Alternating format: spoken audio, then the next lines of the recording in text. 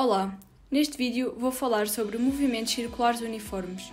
Como o próprio nome indica, a trajetória da partícula é circular e o módulo da velocidade é constante.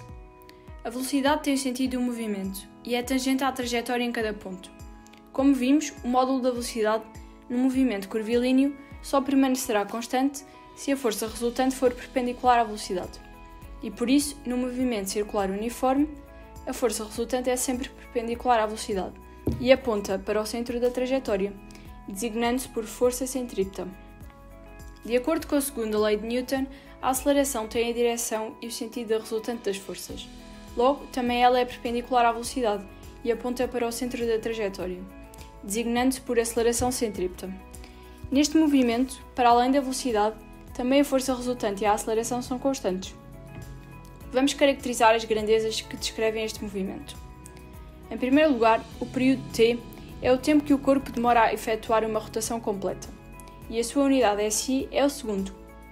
Como este tipo de movimento se repete ao fim de um período, diz que é um movimento periódico. Em seguida, a frequência F é o número de rotações efetuadas pelo corpo por unidade de tempo, e a sua unidade SI é o Hertz. A frequência é o inverso do período. Consideremos um corpo que se move de uma posição 1 para uma posição 2, descrevendo um ângulo θ no intervalo de tempo ΔT. Define-se o módulo da grandeza velocidade angular, W, como o ângulo em radianos descrito por unidade de tempo.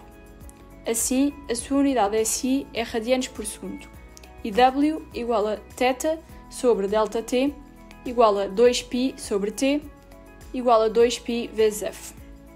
Desta forma, concluímos que a velocidade angular depende do período e é constante ao longo do tempo. Logo, o corpo descreve ângulos iguais em intervalos de tempo iguais. No movimento uniforme, o módulo da velocidade v é igual à rapidez média, que podemos calcular durante uma volta completa do corpo, em que este percorre 2πr, em que r é o raio da trajetória, ou seja, percorre o perímetro da circunferência num período t. Logo, S igual a 2πr sobre t. Como W igual a 2π sobre t, então V igual a W vezes R. Assim, a velocidade depende da velocidade angular e do raio da trajetória.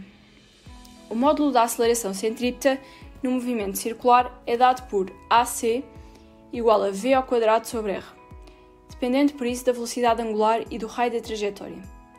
Podemos relacionar a aceleração centrípeta com a velocidade angular da seguinte forma: AC igual a W ao quadrado vezes R. O módulo da força centrípeta obtém-se a partir da segunda lei de Newton e, por isso, Fc igual a m vezes v ao quadrado sobre r, dependendo da massa, da velocidade angular e do raio da trajetória. Estas expressões permitem comparar movimentos de corpos com movimento circular uniforme, de igual período. Se dois corpos demoram o mesmo tempo a completar uma rotação, têm igual velocidade angular, e como v igual a w vezes r, o corpo com o maior raio de trajetória tem uma maior velocidade. Também, como AC igual a w ao quadrado vezes r, o corpo com o maior raio de trajetória tem uma maior aceleração centrípeta. O movimento de alguns satélites pode, em certas circunstâncias, ser visto como um movimento circular uniforme, ou seja, o satélite tem de ter uma velocidade adequada para isto acontecer.